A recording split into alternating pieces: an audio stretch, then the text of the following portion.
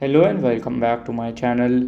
In today's video, I will show you how to deposit checks on TD Bank. So let's get started.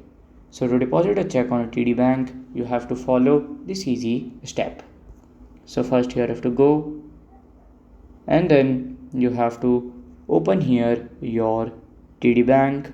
Then you have to go into your tdbank.com and from here you can log in. After login, then you have to navigate into your check deposit section, and from there you have to click the photo of front on back and declare the amount of the check, and if approved then your deposit will be done. So this is how to deposit checks on TD Bank, and if you find this video helpful, make sure you like, subscribe and share the video. Thank you for your watching.